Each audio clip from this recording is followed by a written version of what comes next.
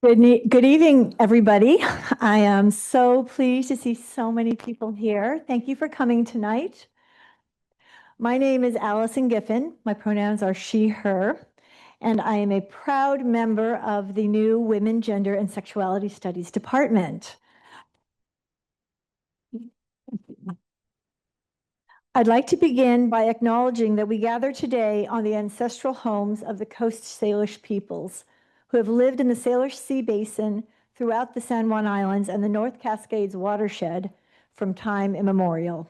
Please join me in expressing our deepest respect and gratitude for our Indigenous neighbors, the Lummi and Nooksack tribe, for their enduring care and protection of our shared lands and waterways. Okay, sure. It's just so lovely to see so many students in the room too. So I think we have to give a little round of applause for our students. Thank you. Tonight, I have the distinct pleasure of introducing Dr. Rosemarie Garland Thomson. But before I do, I'd like to offer a little background about why we're here and to offer some thank yous. Tonight's lecture is significant for at least two reasons. We are celebrating 50 years of women's studies at Western Washington University. There's so many. Thank you.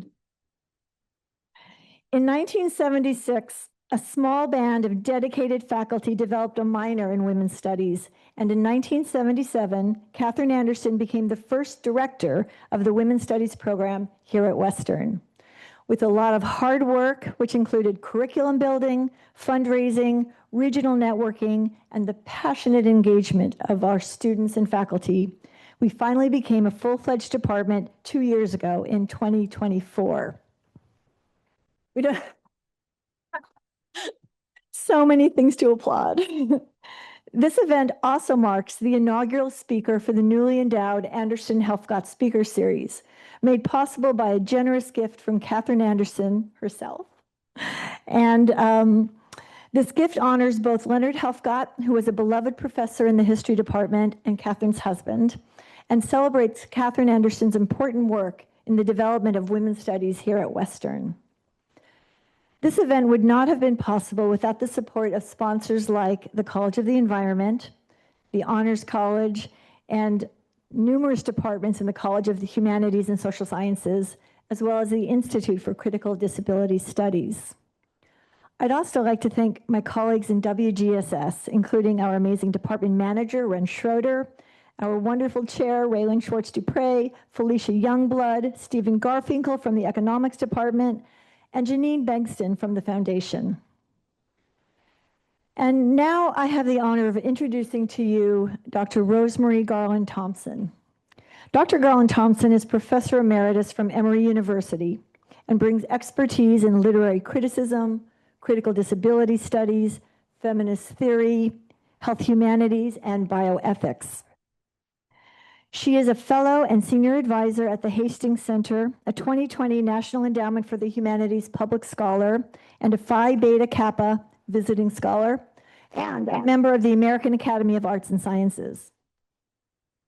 Dr. Garland Thomson is a prolific scholar and writer whose many books and essays I could talk about for hours. I promise I won't.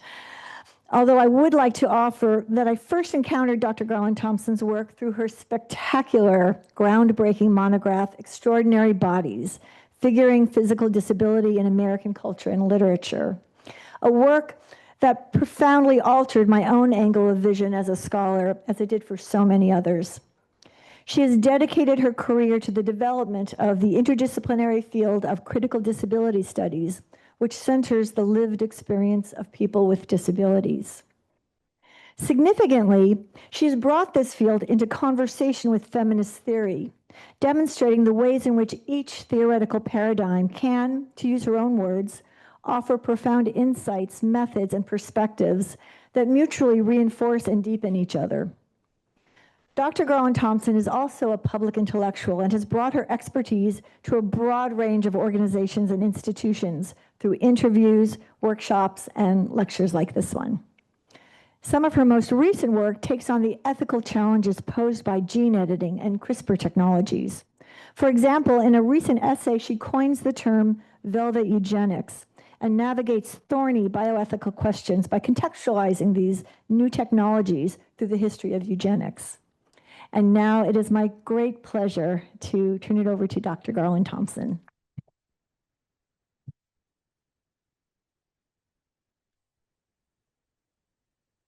I push a button, or it's pushed. Thank you. You're on the air. We're hearing you. Okay, it's You're fine. green. Thank you.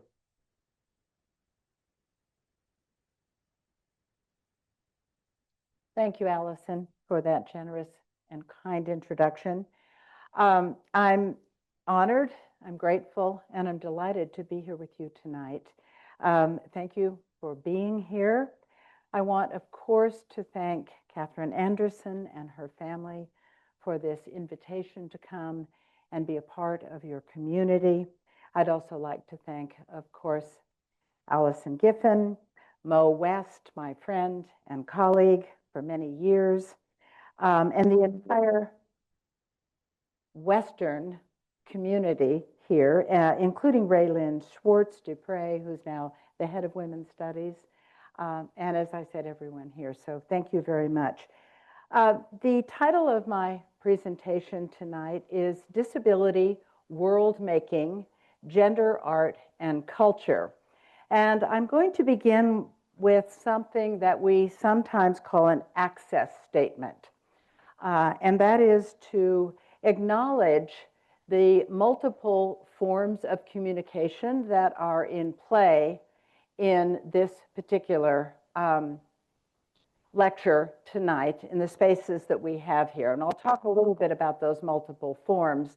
But for now, the first part is for me to introduce myself to you through this introduction that has a picture of me and also a description. So description, you may know, is a language form that is accessible for people who are not accessing the presentations or the work that we do through the auditory register. So I'm going to actually read this out loud. So I'm showing a picture of myself with these great glasses, I have to say, which is kind of my brand. So Rosemarie Garland Thomson, pictured here, is a pale-skinned, middle-aged woman with silver chin-length straight hair, reddish lipstick, wearing round black glasses frames and a black jacket. She's pictured here in a professional headshot taken in the living room of her apartment in San Francisco. So this is a description. I also want to introduce my presentation here tonight by calling up one of the foremothers of disability culture and disability studies, and that is Nancy Mayers, who has announced to us in many ways, but particularly in her book entitled Waist High in the World, which is a wonderful title, the subtitle of which is A Life Among the Non-Disabled. Nancy Mayers was a wheelchair user, so this is the Waist High in the World reference as to her placement in the material world with us. And she said that her shared task, or our shared task that she put forward, and I'm quoting here, is to conceptualize not merely a habitable body, but a habitable world, a world that wants me in it. And so what you are creating here at this university and with this community is a habitable world, a world that wants a variety of human beings, that wants human diversity, that wants human community to be created. So again, thank you very much for giving me this opportunity. I'm going to begin with the pronouncement that is in some ways the beginning of disability studies. It comes from Douglas Bainton, who's an historian of disability. I would encourage everyone to read Douglas Bainton's work. And he says that disability is everywhere once you know how to look for it, once you know how to find it. So our task today will be finding disability together in my presentation. So I'm going to begin with some definitions. So the first definition that I want to offer, and these are my own definitions, would be what is disability? So I have several ponderous definitions that I'm going to present to you. And again, I'm reading the text here so that it's available to you in multiple modes. There are illustrations for many of the slides that I'm presenting. I won't talk about the illustrations unless I feel like it's necessary, unless it is necessary for the information in the lecture. But those are there as ancillary modes of presentation for you if they are accessible. And they, of course, will be on the PowerPoint presentation, which will be made into a PDF and will be available for anyone who wants this as one form of the lecture. Right, Allison? Thank you. So one definition, the human variations that we think of as disabilities are part of the human condition that occur in every life and family and are a theme in all art and culture. So with this claim, I am universalizing disability. I'm explaining what Douglas Bainton meant when he said, or I'm augmenting Bainton's claim that disability is everywhere. Another claim, the lived experiences of disability give people and communities opportunities for expression, creativity, resourcefulness, relationships, and flourishing. In other words, disability is generative. This is a way of understanding disability that is opposite from what is sometimes called a deficit model of disability. So we're going to talk about the generative nature of disability and what it makes in the world. It makes lives. Another definition, disability is a set of stories. So this is the narrative aspect. I'm an English teacher. So narrative and story are the stuff of the kind of work that I do and the kind of work that many of us do in this room. So disability is a set of stories that we receive. In other words, these stories are part of the tradition of human culture, and I'll talk more about that, of course. And when we receive them, we always remake them. We pass them on. And these are stories about human variations that scientific medicine considers to be disability, disease, illness, and body-mind differences.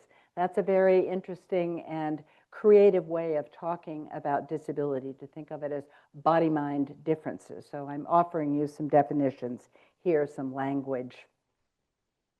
Who is disabled?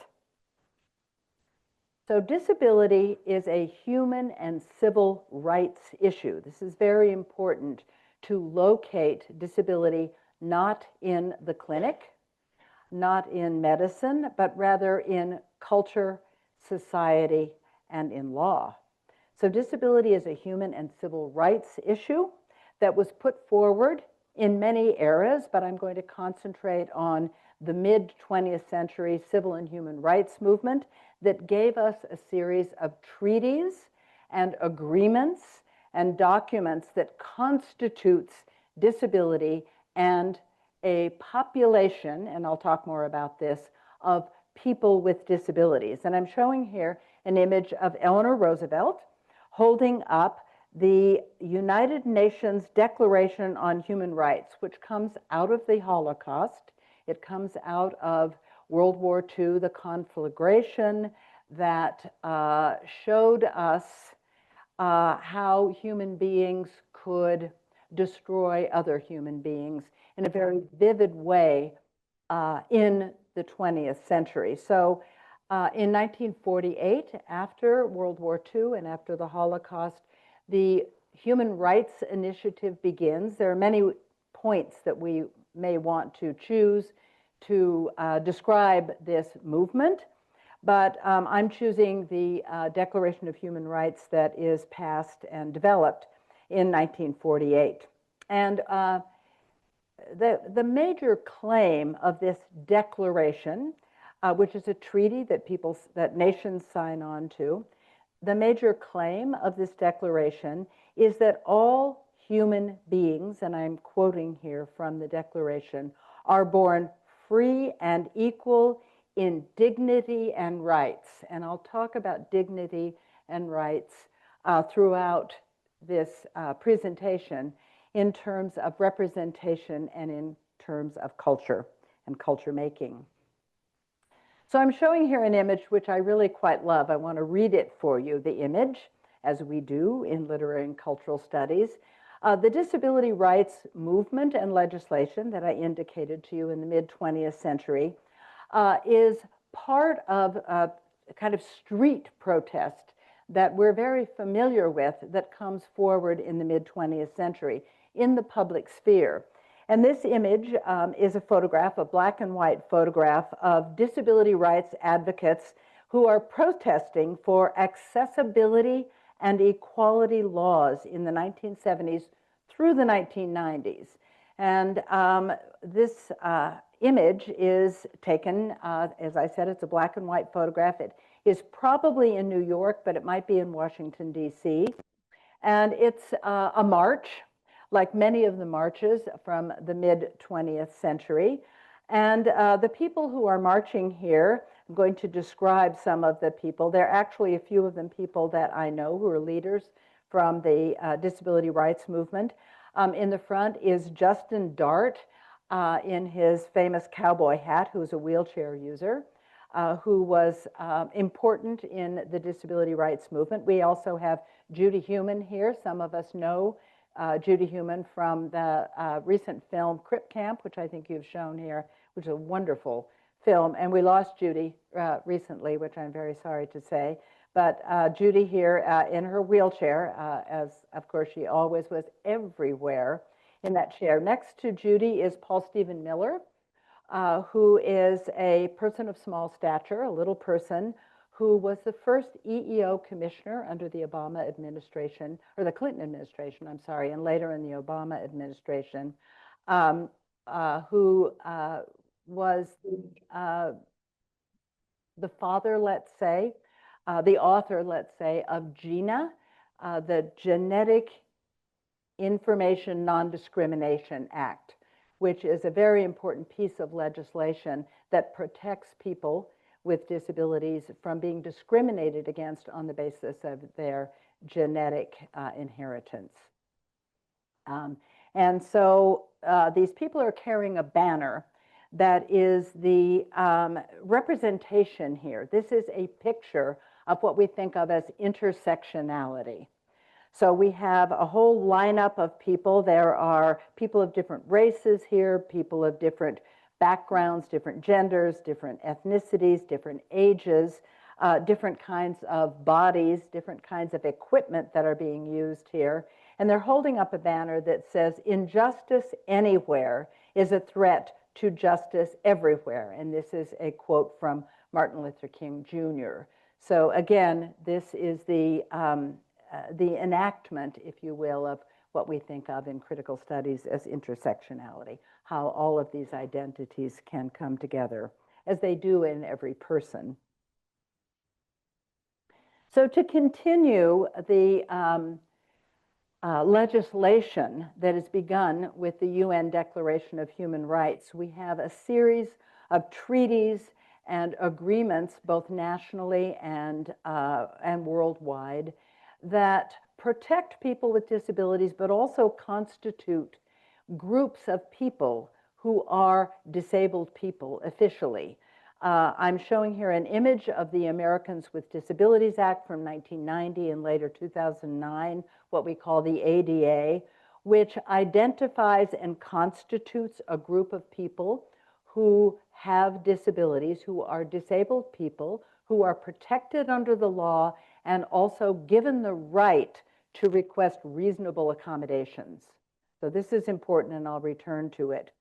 The UN Declaration of Human Rights that I mentioned continues with a series of declarations that in 2006 give us the United Nations Convention on the Rights of Persons with Disabilities. The United States has not signed on to that treaty, but many, many other countries worldwide have signed on to that treaty. So both nationally and internationally, these are the structuring agreements that create the group of people who are people with disabilities. So I'm offering a definition here of who disabled people are, who we are. Disabled people are a politically created, and this is what I've been explaining, group of qualified individuals. You have to qualify to be able to request reasonable accommodations, and you have to qualify in order to object to discrimination, in order to be a person with a disability, and that's a different kind of entry into protected groups. We can talk a little bit more about that later. And we are a group of qualified individuals protected against discrimination by civil rights legislation. The civil rights laws of the 1960s lay out these premises in relation to many different groups. People with disabilities comes later on in that series of civil and human rights protections and legislation. So we're protected against discrimination by civil rights legislation and accorded, as I mentioned, this is very important, the right to request reasonable accommodations. So when you navigate the world as a person with a disability, you have the right to request an accommodation, but that's a negotiation. And the word reasonable was put into the law in order to protect the institutions that needed to provide the accommodations. So getting accommodations is a negotiation. This is a very important element of disability identity that we can talk about more if you would like to later. So the purpose or the outcomes, if you will, of all of this disability rights movement, the laws, the changes that took place in society from the mid-20th century, which is the time I'm starting this narrative, have had the effect of many things, but I'm going to name the effects that I think are important for us to note today. One is that these laws and practices have changed attitudes because they have integrated people with disabilities into the society in ways that we were excluded from in the past. So the desegregation element has helped to change attitudes. It has increased access. In other words, the built environment, transportation systems, ramps, universal design, I'll talk a little bit more about that later, have increased access so that people with disabilities can join in to public space and institutions from which we have been excluded in the past, and also provided the opportunity to build community and to cultivate leadership. And I'm showing here an image that came from an event that Mo West and I were together at in 2025. I'm sorry, 2015. And we were at the White House for a really good party. And Barack Obama had invited, who was president then, and Joe Biden was the vice president. So Joe Biden is in the back of this photograph, and Barack Obama is in the front of the photograph. And we were involved a little bit in planning this event. And my colleague, who was Maria Town, who's now the president of the American Association of People with Disabilities, was planning this event. And she said, who are we going to get to, introduce Barack Obama? And I said, I know who we're going to get. And this is Haben Girma. I'm showing a picture here of Haben Girma, who actually resembles Barack Obama somewhat.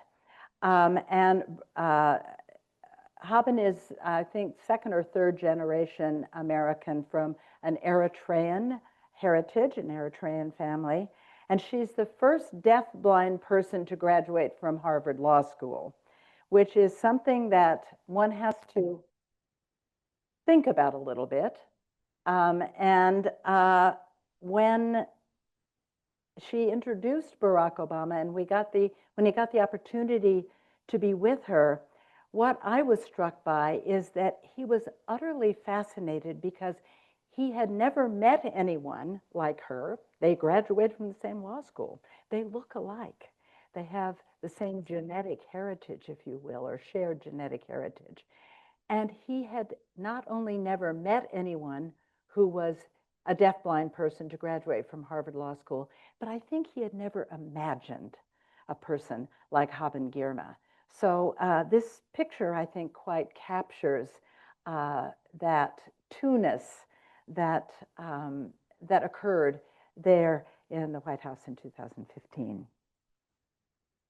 So where do we find disability? Doug Bainton has said disability is everywhere, you just have to find it. And so I want to advance a premise here that disability crosses all genre, it crosses all media, time periods, aesthetic themes, and cultures. And I'm going to carry us through here a kind of history of the representation of disability across Western art and culture. To begin with, what might be considered the founding narrative of Western culture is Sophocles' Oedipus the King, Oedipus Rex. And I'm showing here a copy of the cover of Oedipus Rex written in Greek and in English. So Sophocles' Oedipus the King. And I'm also showing an image which I quite love. It's a very Victorian kind of photograph from 1896 of an actor playing the role of Oedipus. And you may recall that Oedipus begins his journey with a disability. He begins with his broken foot, and he goes about the world trying to discover his fate and discover his own identity. This is the trajectory of the story. And he ends, of course, by discovering who he is. And when he discovers who he is, that, as you may remember, he discovers that he has actually killed his father and married his mother. This Greek drama is very dramatic. And anyway, in this representation, Oedipus is tearing his garments dramatically, and he has gouged his eyes out in a symbolic gesture to indicate that blindness has occurred, but that recognition and knowledge has accompanied this blindness. So there's a kind of paradox in this, this enactment of the gaining of knowledge about one's fate. And so the blood is running down his eyes here. But this, as I said, founding narrative that has given us, in the Freudian sense, of course, Freud bases modern psychology on the concept of Oedipus. So I want to show this image and talk about the place of disability in, as I said, the founding narratives of Western culture, to kind of bookend Western culture with a story of disability. I'm going to walk through or talk through briefly some of the places in classic culture. I'm going to spend time in what we might call high culture here to show you where disability is most generative. Here's an image of John Milton from the 17th century. You may recall that John Milton writes Paradise Lost, the epic poem that is considered to be one of the most important poems in all of English literature. And Milton writes Paradise Lost while he is blind. Beethoven, arguably one of the most important, perhaps the most important, again, composers in Western music, Western culture, writes his most important symphonies, composes his most important symphonies when he is deaf. There is a long tradition of blind, Black, musicians and composers who primarily play the piano. And I'm showing here 3 images of this long, particular tradition, musical tradition, starting with Blind Tom. In other words, Thomas, that was what he was called, Blind Tom Wiggins, but Thomas Wiggins, who lived from 1848 to 1908, who was a savant performer, who was blind, and was a very important part of the entertainment industry in that era. And I'll talk a little bit more about disability in that era of the entertainment industry. And more recently, we have here, I'm showing an image of Ray Charles from 1930 to 2004, and Stevie Wonder, who was born in 1950, who is still with us. Again, this particular image of Black blind composers and piano performers. Sign language poetry and sign language literature is a very important genre of aesthetic and artistic performance. I'm showing here a clip from a very short video from a woman whose name is Rachel Kolb. And I've got a link here to this very short, wonderful presentation, a sign language presentation. And there's much, of course, sign language poetry, including protactile poetry. We can talk about that a little bit later if you're interested. And this is poetry that is done by deafblind people. In the American tradition, and I can talk much more about this, which is my field, American literature, the canonical text of the 19th century is Herman Melville's Moby Dick. The most canonical text, arguably, but I think we can make this claim, of the 20th century is William Faulkner's The Sound and the Fury. Both of these texts, of course, turn on a protagonist with a disability. Captain Ahab in Moby Dick is an amputee, and Benji Compson in The Sound and the Fury is a man with an intellectual and cognitive disability. There's much more recent collections of stories about disability written by people with disabilities. I'm showing 2 books here. One is the collection of New York Times essays that began in 2018 and they're continuing through today. But in 2019, there was a collection of these essays from the New York Times on disability written by people with disabilities, and it was called About Us. And I was able to, because I had written one of these essays, to be able to edit this along with Peter Catapano from the New York Times, who was the editor of this series. On the right, there is the cover of Alice Wong's edited collection, Disability Visibility, first-person stories from the 21st century. These are just very teachable collections that I would recommend to you. There's much, much else, but I'll give you some examples here. Here is the cover of Ilya Kaminsky, the poet's book called Deaf Republic, which won the National Book Award in 2019. These are poems from a deaf poet. I added this recently because one of the claims that I made, but I want to return to this, is that we will all become disabled if we live long enough. We all enter into disability, and it shapes then our lives, and it shapes what we make. And I have also pointed out that the great advantage to becoming disabled early is that you get an opportunity to live a life as a disabled person, making the life that you make. And the adjustment to disability, which is very difficult for people later on in life, is not a particularly challenging one. But recently, the novelist Salman Rushdie has entered into disability because he was attacked. You may have followed this on a stage at Chautauqua. And this very arresting photograph that I'm presenting here was in, I think it was the New Yorker magazine. And he's written a book about this called Knife, which is a really affecting book. And Rushdie has entered into disability willingly and with some relish and enthusiasm, although he doesn't use the word disability at all in his book. But I was quite taken by this photograph that I'll describe a little bit. It's a very close-up black and white grainy photograph of Rushdie with a scruffy beard, and the side of his face, which was slashed open, has scarring and stitches here in this photograph. And he's wearing glasses in which one glass is transparent.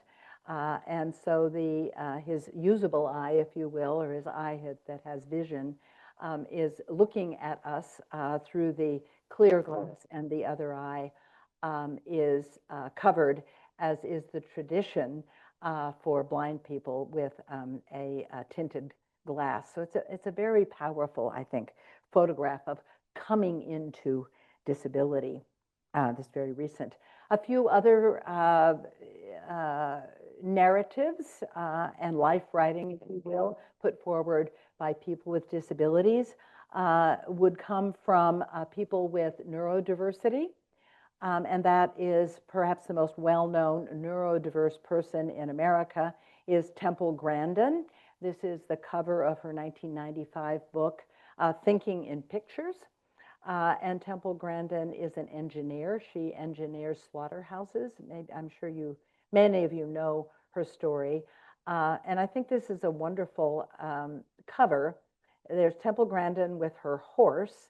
And the subtitle, or the name of this photo, of this life writing piece is Thinking in Pictures and Other Reports from My Life with Autism. So I would encourage those of you who, I would encourage all of you to follow Temple Grandin's work.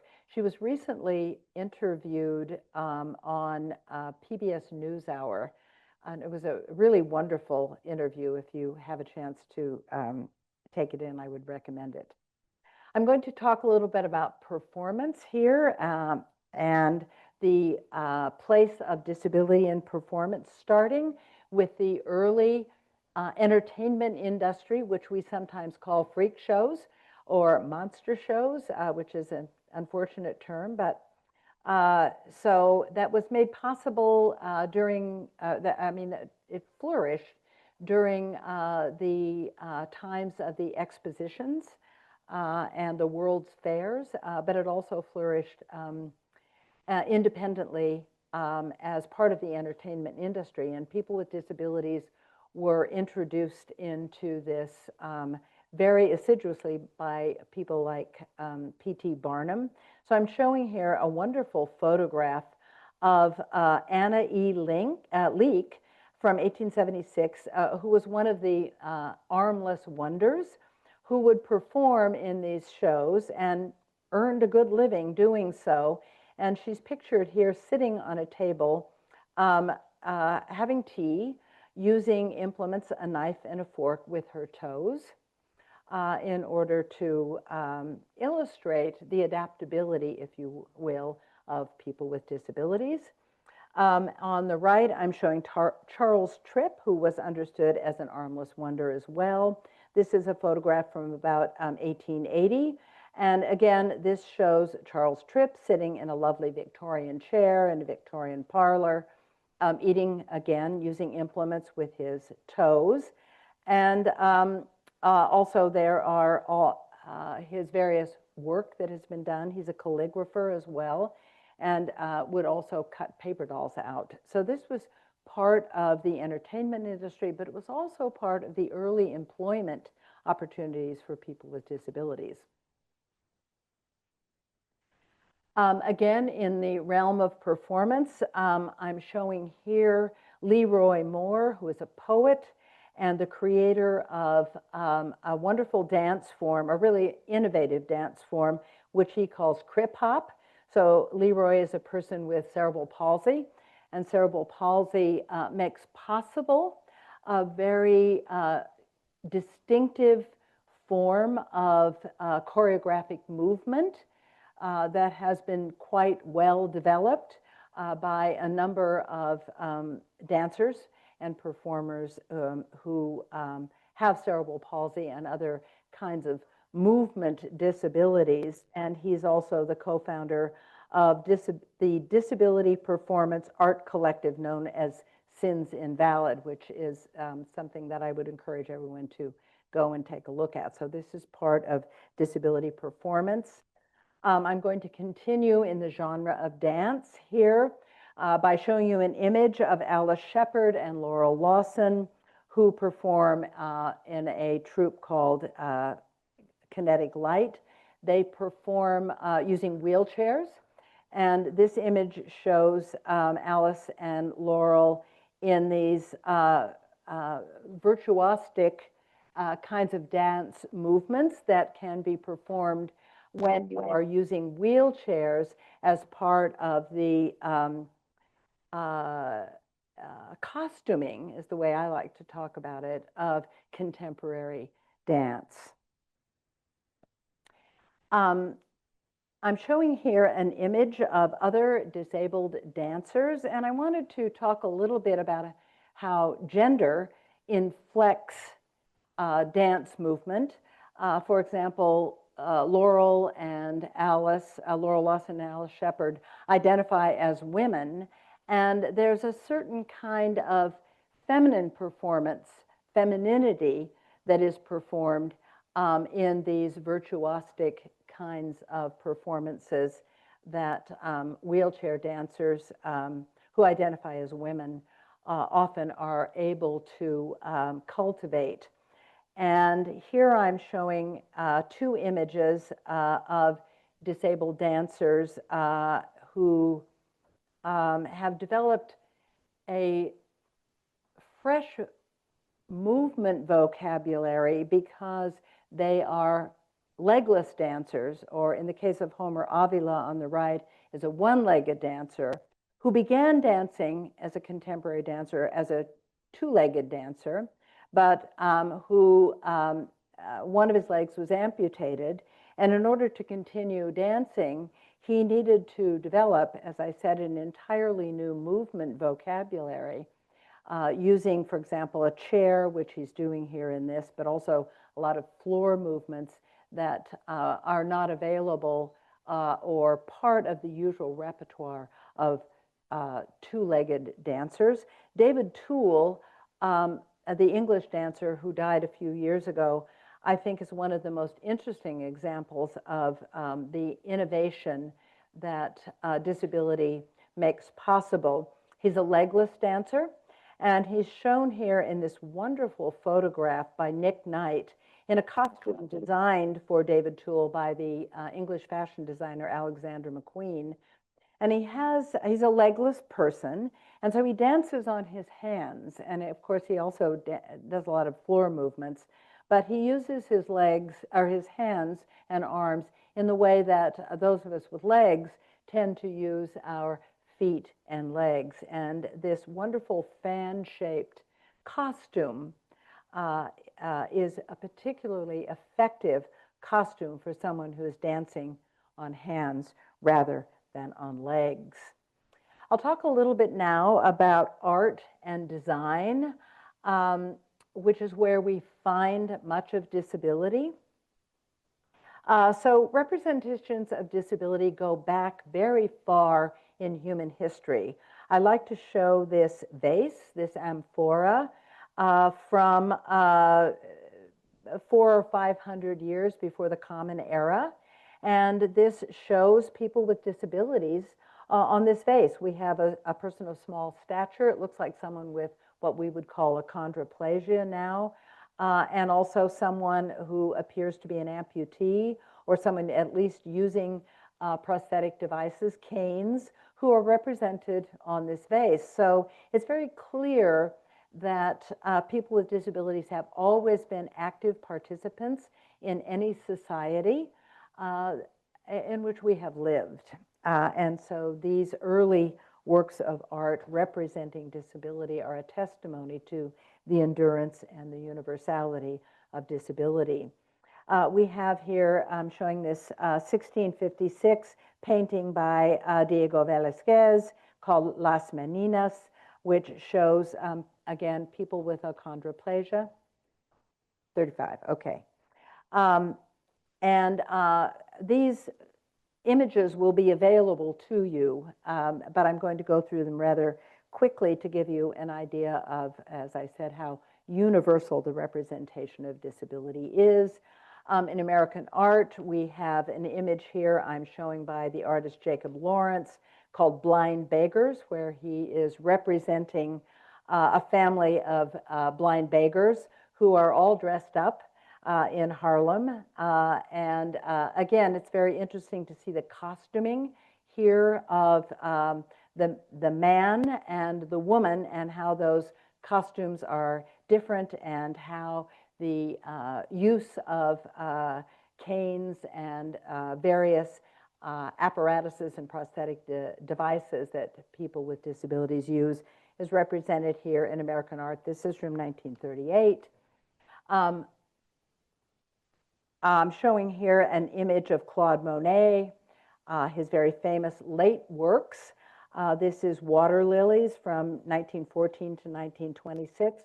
And what we have here is that in many late works of artists, disability begins to imprint itself on the artworks that the person with disabilities develops over a lifetime. So that's where late works document the interaction between the disabled body and the work of art. And so as Monet became more and more blind, his art became more and more fuzzy because it was reflecting what he was able to actually see. And so it becomes increasingly impressionistic as he becomes increasingly blind. Frida Kahlo, of course, is a very important disabled artist. And I'm showing here two images of Frida Kahlo. One, the classic portrait, self-portrait of her using her wheelchair, where she is, has painted a picture of her doctor. Also, of course, on the right is a very famous kind of postmodern, if you will, representation of Kahlo with the braces that she had, the steel rods that were in her spine, showing through in this, as I said, what we might call a postmodernist self-portrait, of course, along with her distinctive eyebrows. I want to end the, I want to show you two more images of art that is done by disabled artists. I'm showing here a black and white photograph of Judith Scott. Judith Scott is a probably the most well-known American sculptor with a disability. And she is a fiber artist who began working in Creative Growth, which was a sheltered workshop in Berkeley, California.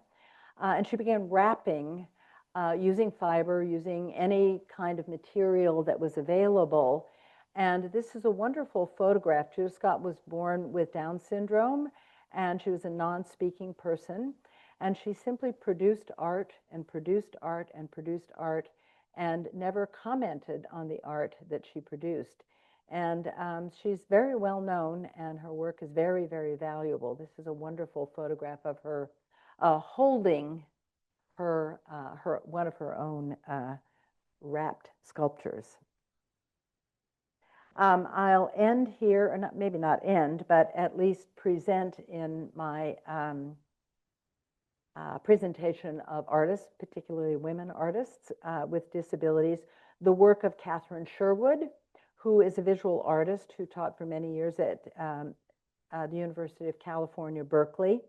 And Catherine Sherwood was an artist who is an artist, but who was a non-disabled artist for many years.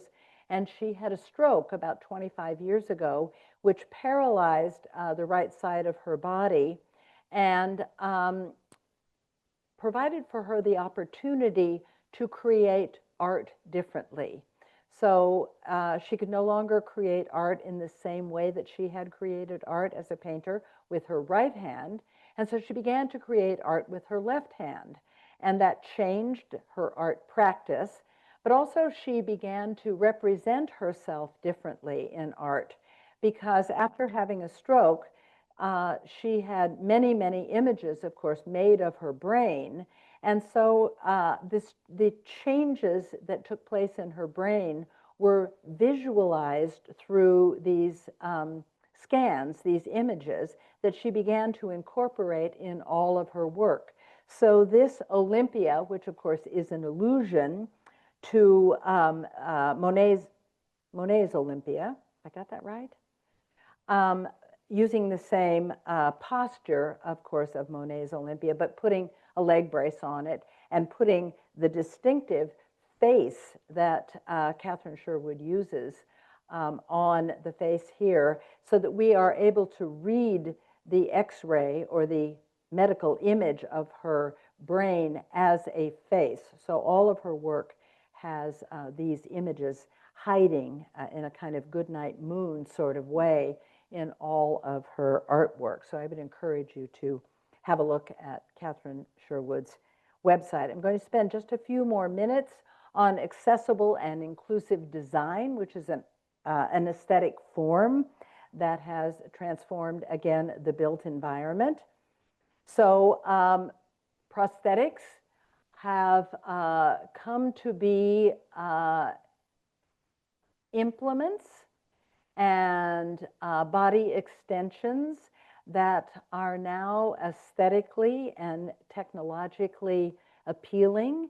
And so instead of hiding prosthetics, many people now present their prosthetic devices as part of their identity, part of their costuming, if you will. This is a wonderful image of an aesthetically beautiful prosthetic limb designed to be shown, put together by the Alternative Limb Project. And it's a prosthetic leg that is a lovely color of green encrusted with flowers and often jewels in this really lovely photograph. I'm showing here a picture of Kathy D. Woods, who is a person of small stature, a little person, who designs clothes to fit small people that are professional clothes. And she's shown here in one of her own designs, which is a lovely blue dress. And behind her is a rack of the various fashion that she has designed in her apparel company, the Kathy D. Woods Design Company. I'm showing here a Tesla watch, which is a very beautifully designed watch that where time can be told not visually, but through tactile encounter. So haptic and tactile knowledge, of course, is encoded in many of the design implements and objects of our world now that make these kinds of things, such as watches, accessible for people who prefer to interact with objects tactily rather than visually or auditorially. And I'll finish up with two images that I want to share with you. And first is the ramp.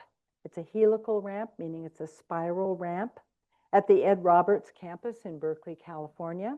And this is a bright red ramp that wraps around. It's enormous, and it's at the very center of this public place, this gathering place for people with disabilities, but for many institutions and organizations, named after Ed Roberts, who is sometimes understood as the founder, one of the founders of the disability rights movement.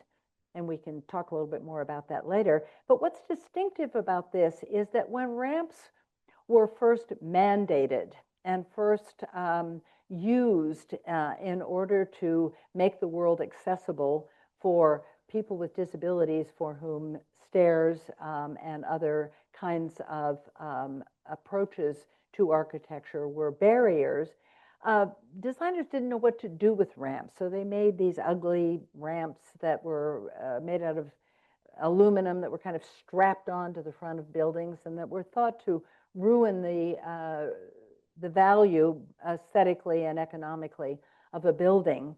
And what has happened, of course, since that transformation that was mandated starting in the 1950s and 60s, really most fully, is that ramps have become integral parts of every built and designed space. And this particular ramp, I think, honors that centrality in its bright red color, in its scale, and its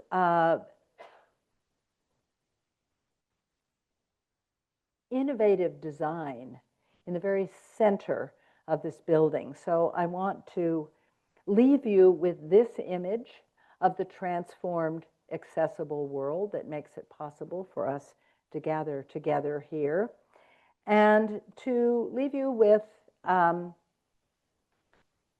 another image, of course, that can be understood as a way to represent the kind of history that I have presented to you of the integration of people with disabilities into the public sphere, the desegregation work of disability legislation, and the development of disability culture by showing you the 1968 image of the international symbol for access that we're all very familiar with, the stick figure of the kind of wheelchair person, as I said, from 1968, and the more recent version of this from 2010 that's designed by the designer Sarah Hendren, which is a more dynamic figure that suggests the agency that people with disabilities are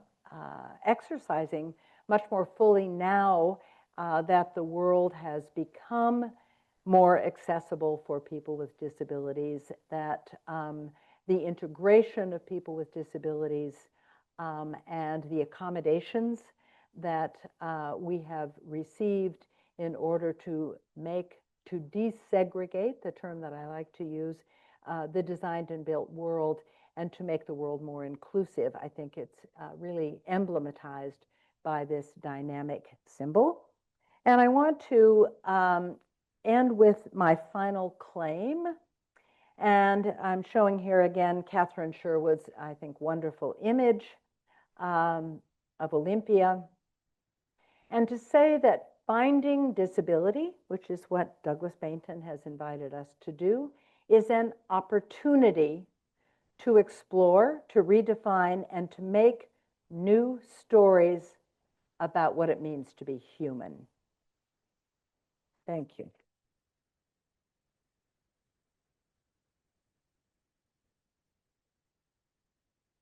Thank you so much, Dr. Garland Thomson. Rosemarie. I'd like to. RGT is what we've been calling. I'd like to open it up now for comments and questions. We'd love to hear what you have to say. And so if you want to take a moment and think about a question you might have or a comment you want to offer.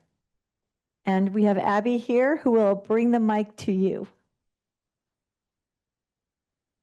And you know what? While we're waiting, we have some questions from online, our Zoom viewers. So I'm going to offer one of those questions right now to you, Rosemarie. Rebecca Ray asks, what recommendations or insights would you offer to district leaders in special education about how to go about leading the necessary anti-ableist work to disrupt traditional special education programming? It's a big question.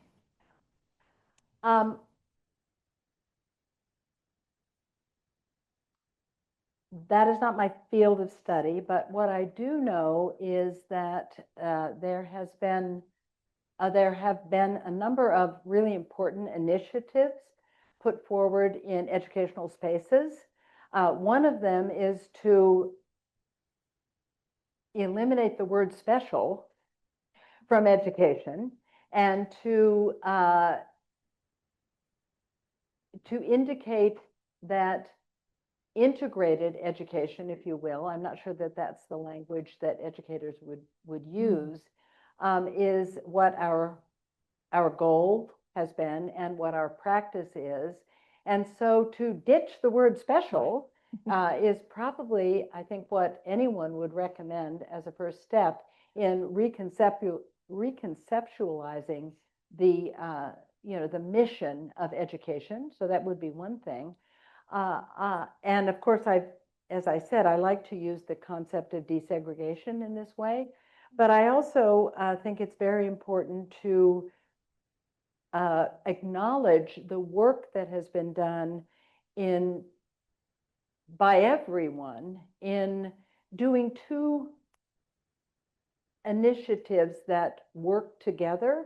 One is, as I have said, to think about changing both the content and the form of education to include disability. So what we think of as universal design in learning has, I think, made important contributions in thinking about how learning can be more accessible to a wider range of different kinds of learners. So that desegregation movement, I think, has been very important.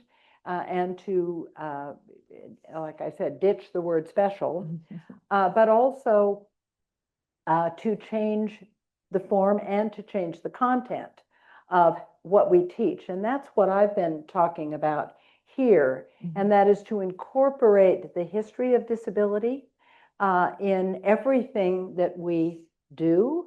So I and other people who work in this area have put forward the claim that in any course that anyone teaches at in the humanities or anywhere in the curriculum of education, disability can be found and included.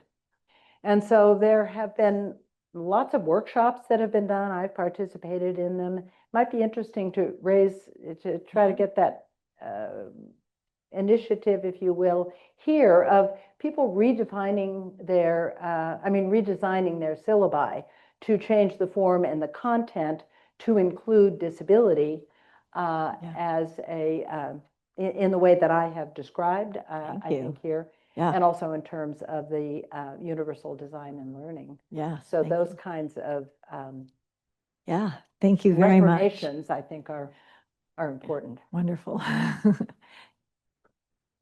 Oh, hi, I'm Melissa Guadron. I'm an assistant professor over the English department. I'm going to ask you a words question. I teach rhetoric of health medicine and disability studies. And I was really struck by your use of entering into disability. And I was wondering if you could unpack that for us in terms of like what histories you're calling upon, how are you reconceptualizing how one becomes or discovers or finds disability, specifically in that phrasing of entering into disability.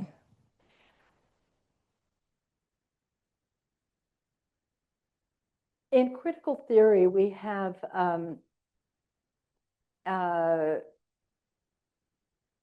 a concept of identification. So to identify as belonging to a particular social category can be understood as an act of entering in. I don't mean an act like a performance, but an act of entering into an identity as a way to enter into a community, to enter into a society in some way. So we can put together a lot of theories that gender theory, for example, can give us through, I don't know, performativity, if you will. I don't think that word works as well, but I like the idea of identifying as an act of coming into an identity. And this can come from sociology. I'm trying to think just now about the social theory that, oh, I know, it's achieved and ascribed identity.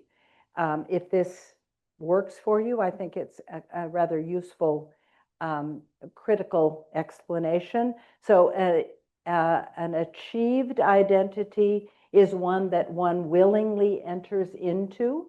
You become a woman. So, for example, we might think about Simone de Beauvoir's claim that one is not born a woman, one becomes a woman. So this idea of becoming, this idea of entering in, is the way to talk about an achieved identity. That's a little clunkier than the idea of becoming. But that comes from sociology and it's useful. So there's two ways of taking on identity. One is achieving identity, and the other one is when identity is ascribed to you. That is to say, when the identity is put upon you from the social order. And so I think an achieved identity is a more meaningful identity because it allows the subject to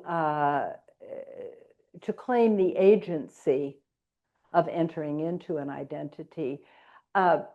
But I've also suggested that the way that one often enters into disability identity is being identified from the outside as a person with disability, like when you start using a wheelchair, or when people maybe start using white canes or hearing aids or some kind of prosthetic device that is part of what I call the costuming of disability that makes it apparent that one has entered into that identity.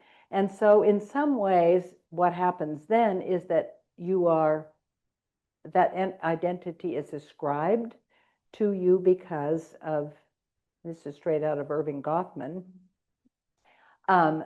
because you are understood as having, being a person with a disability. Other way, of course, that one enters into disability identity is by requesting accommodations. And I think many of us have had that experience when the barriers in front of one, and I like that material metaphor of the barrier, come to the point where one's life prospects are affected negatively by the barriers that we encounter.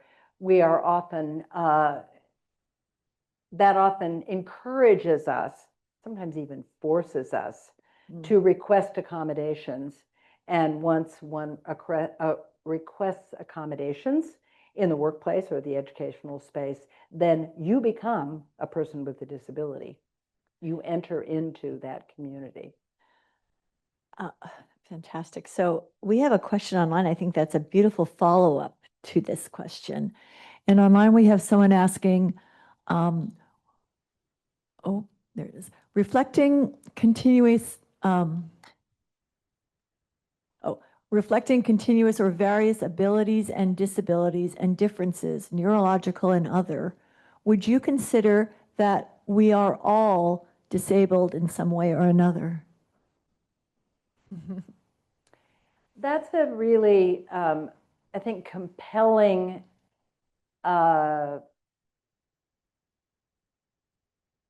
question or claim that comes forward very often, I think, to any of us. It's important to consider boundaries and barriers in terms of identity. And we think about this in other identity structures. But it's very difficult to select a point on really a continuum. So disability is a continuum, if you will, of being in the world. And in order to move into disability, one needs to establish or have established for you a point on a continuum. So when do old people become disabled people is is kind of one of those points. And so I think that, again, I would call forward the agency of the subject, of the person, to claim any identity, but let's say claim disability as an identity, as an act of dignity and an act of instructing our peers and our interlocutors in the world in who we are in order to request or tell our interlocutors, social interlocutors, how we want to be treated. So how we imagine ourselves, and thus how we want to be treated. And so this is in part a dignity claim. There's, I think, a really productive set of conversations that comes a lot in philosophy and bioethics about human dignity and how dignity can be maintained. I wrote something where I used the term dignity maintenance, and I thought that's a good idea to talk about that, about what kinds of presentations of ourselves in the world do we need to consciously cultivate in order to maintain our dignity. And again, as I suggested, in maintaining our dignity, we also tell people how we wish to be understood and how we wish to be treated. And I think that obviously this is something that we all need to be able to cultivate as human beings, not just people with disabilities, or not only people with disabilities. Thank you so much. Do we have any other questions?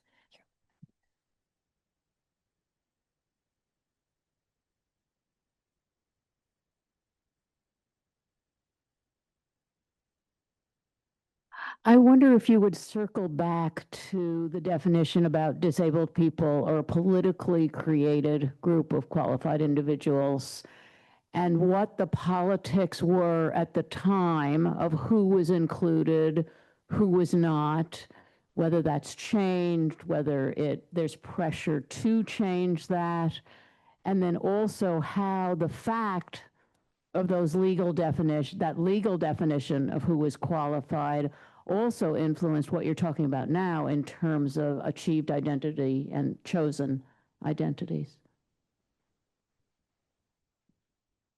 Yes, thank you. And I'm sorry that I didn't ask for everyone to say their name. Can you say your name? Okay, thank you very much for your question. I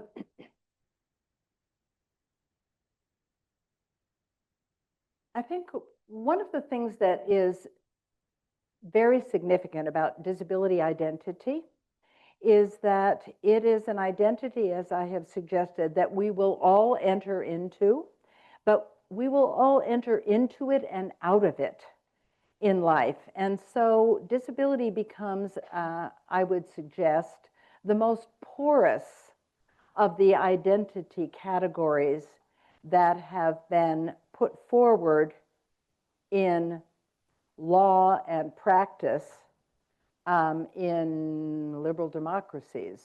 So as I mentioned, the civil and human rights movement gave us civil rights laws that begin by establishing these categories of identity that are protected. So the early civil rights laws mention ethnicity and nationality. And then what happens is that these laws, these civil and civil rights laws in the United States, but elsewhere, the human rights laws, they get augmented. They get, there's literal amendments every year. Someone knows all about this. I'm just talking about it in a more general way. So that the category of who counts as belonging to a protected category expands. So it begins with a law that says you can't discriminate against somebody on the basis of nationality or ethnicity. And then we end up adding gender or sex. We end up adding other categories. Disability gets added along the way, and the laws get strengthened and they get changed, and they get practiced, I guess, if this is a right way to talk about it. They generate different kinds of practices. So again, when you become disabled politically and legally and socially by requesting an accommodation or by saying you are claiming disability, but really the significance is to request an accommodation or to bring suit against someone for discriminating against you on the basis of disability. So that's where the legal definition of disability is so important in terms of protecting and accommodating people to be able to live their lives effectively without these barriers and restrictions that come from an inaccessible world. Is that a good answer? Yeah. Thank you. I saw another hand over here. No? Here's a hand in the back I'm gonna make.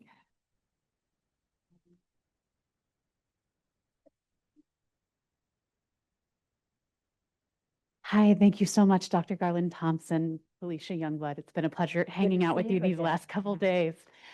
I have a question for you based on this concept of entering into disability that you shared with us a moment ago.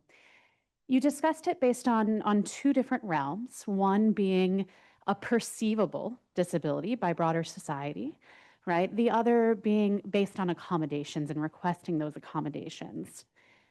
But due to the intersections of many of our identities, many of us go throughout our lives being undiagnosed with disabilities or carrying disabilities that might be called invisible, or if we want to use more inclusive language, less perceivable disabilities. I'd like to use the word legibility. So instead of having visible and invisible disabilities, and you're suggesting this by using perceivable, I use the word legible.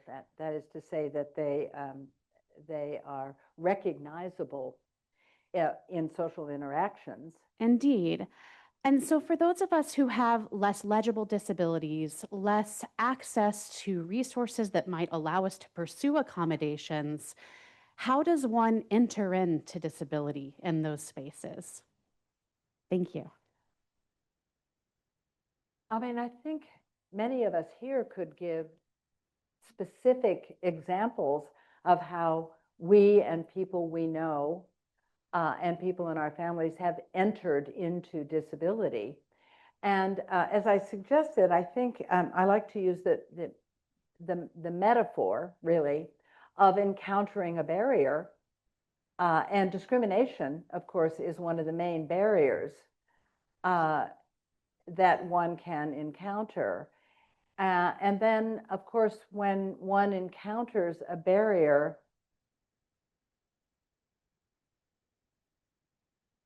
one either turns away or is turned away from that identity. And it's liberatory, I want to suggest, to enter into disability. And for many people that I've spoken with, and also sociologists do a lot of asking people questions, but that there's a sense of relief often when one doesn't have to, fake able-bodiedness, and when one is able to finally get a circumstance that makes their lives work better.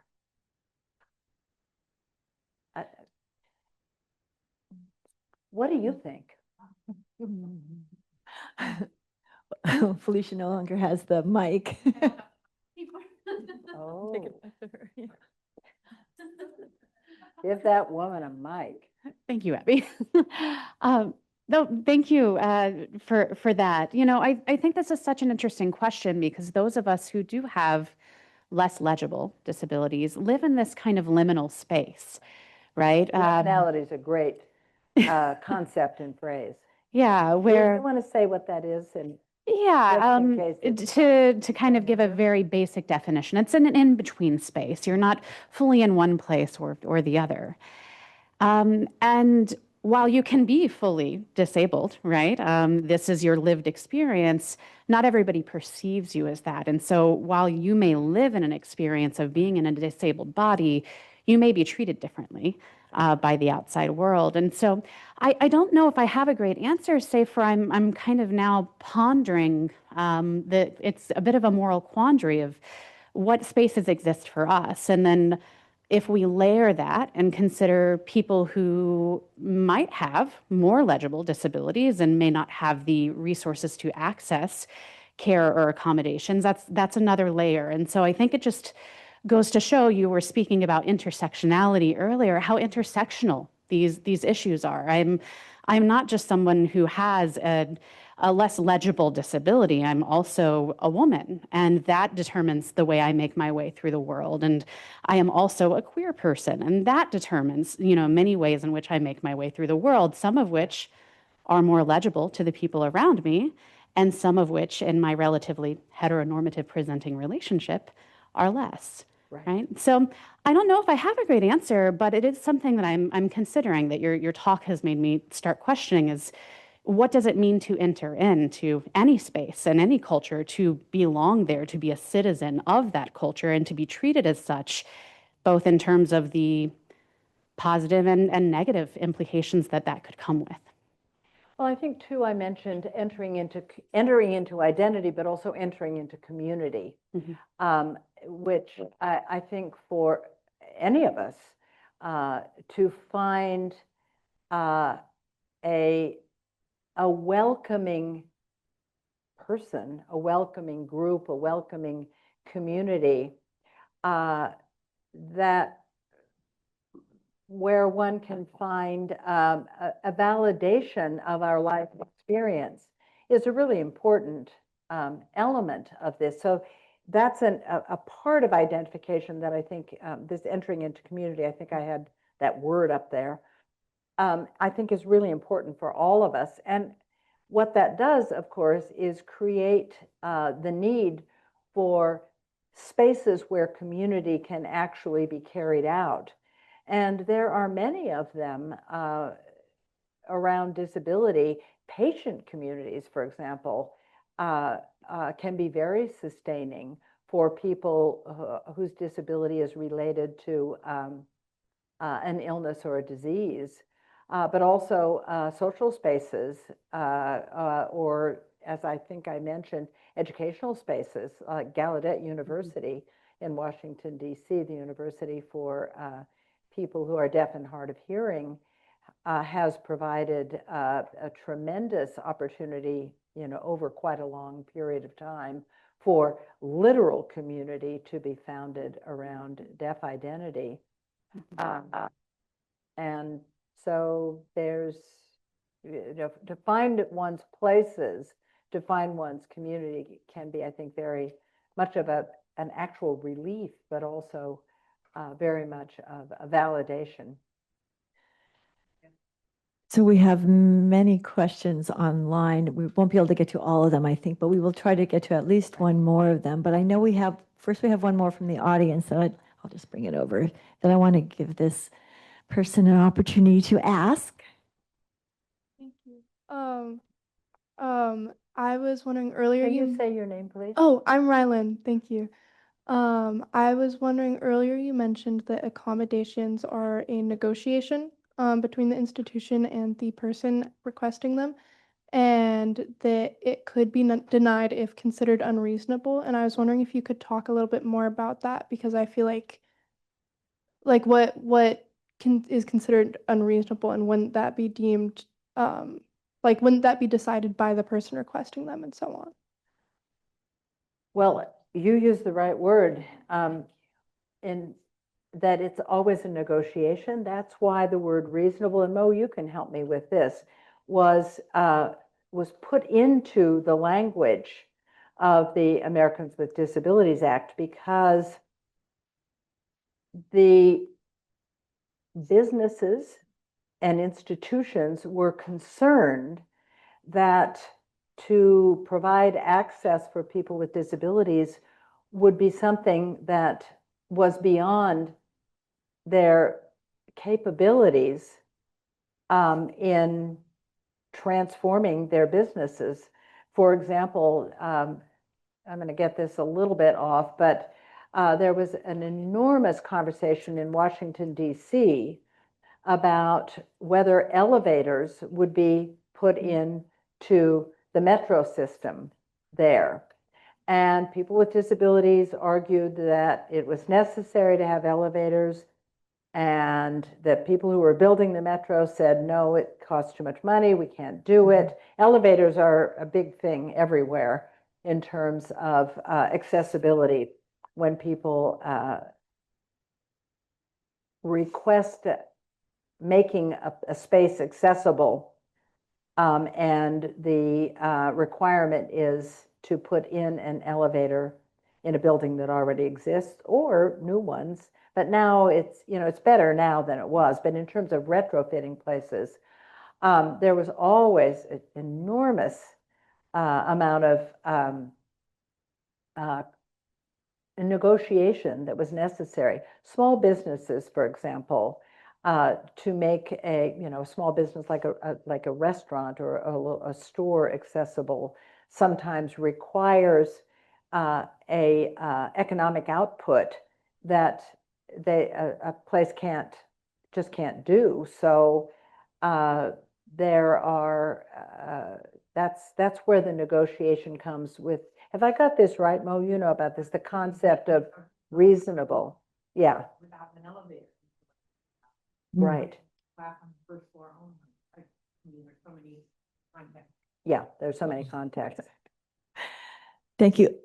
We have run out of time. There's a number of questions online. I think we could ask one more, and then I apologize to those wonderful questions that are online. But here's one from someone who says that when you go from upstanding to a wheelchair, your world of vision is forever lowered. So a picture to show that lower half of the world would be a great approach to learning more about how our world shrinks. What might help to make others understand? What do you think? Well, I began with Nancy Mayers and that wonderful book, Waist High in the World, which calls into question the arrangements of the world, the built and designed world that assumes a certain stature. Mm-hmm. And many built spaces have come to recognize that. For example, museums now often put wall text, well, they always do, put wall text and interpretive plaques, as well as the objects that are on display in museums. It is a common practice now that they are put lower. And the understanding is that it makes it better for everybody, not just people who are wheelchair users, but for anyone who is needs to access the material at a different place in the built and designed environment. Yeah. So this is part of the good story about the curb cuts and the ramps. Right. That I think I mentioned. People objected to curb cuts because it costs a lot of money. Right. And then curb cuts made it better for everybody, ramps. And but the curb cut's a really interesting story because, of course, the curb cut made the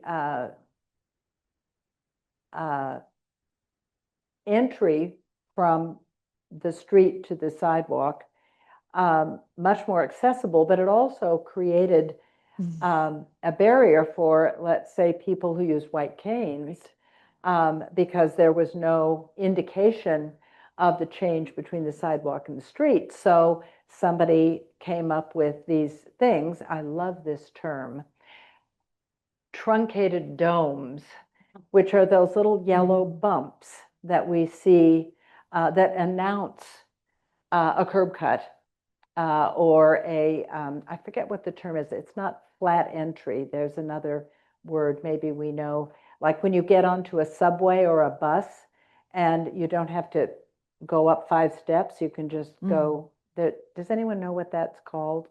It's something from architecture, and I can't remember it right now. But the idea that one can smoothly move from one surface to another without barriers being there. And then we, of course, had to put in the truncated domes. Now, there's just one more question. In order to, yeah. Yes, I'm sorry, but I just really want to ask one final last question, because I think it speaks to a lot of us. As I age, I seem to be entering into a community of people with disability. How can I manage this movement in my life? And I think you've been answering this question in a number of ways, so maybe this gives you an opportunity to pull it all together in some lovely way. Get cool stuff and find friends. Okay, I'm just going to admit that this question is from Dr. June Hopkins, who happens to be my mother, who's watching on Zoom. Well, she's got cool friends. But anyway, it seems to me that in so many ways you've been responding to that question by asking us to shift, as I began earlier, our angle of vision to rethink how we imagine disability in the world. And exactly. I don't want to end with the last word, though, so I'm going to ask you. So get your mom some cool stuff. We're doing that.